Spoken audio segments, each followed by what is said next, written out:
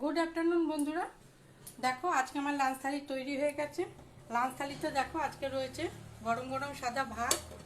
এখানে হচ্ছে বিউলির ডাল করেছি, এটা মৌরি আর আদা ফোড়ন দিয়ে করেছি।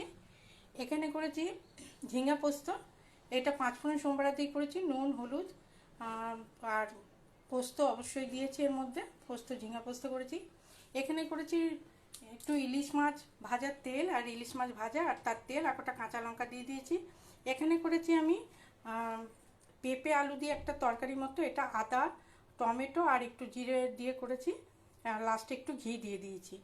আর এখানে করেছি আমি একটু ডিম কষা, এটা আলু দিয়ে করেছি, পেঁয়াজ রসুন দিয়ে করেছি। এই হচ্ছে আজকে আমার লাঞ্চের থালি। তোমরা কে কী লাঞ্চ করলে অবশ্যই ভিডিও দিয়ে দেখবো। আমার লাঞ্চ থালি তোমাদের কেমন লাগলো অবশ্যই কমেন্ট করে জানিও। আর দুদিন আগে আমাকে একজন কমেন্ট করেছিল শর্মিষ্ঠা গড়ায়, বলেছিল যে রান্না করেছে তার মধ্যে হলুদ নুন দাওনি নাকি, এরকম একটা প্রশ্ন। হলুদ নুন তো সবাই দেয়, সেজন্য আমি খালি ফোড়নটাই বলি আর কি দিয়ে করেছি সেটাই বলি। তাও আমাকে শর্মিষ্ঠা এটা বলাতে আমি খুব সন্তুষ্ট হয়েছি। এখন থেকে এগুলো পারলে বলে দেবো, আর যদি নাই বলি তাহলে জেনে নেবে হলুদ নুন তো অবশ্যই দিই। এই হচ্ছে আজকে আমার রান্নার মেনু। তোমরা কে কী রান্না করলে অবশ্যই ভিডিও দিয়ে দেখবো। এই পর্যন্ত ভালো থেকো, সুস্থ থেকো।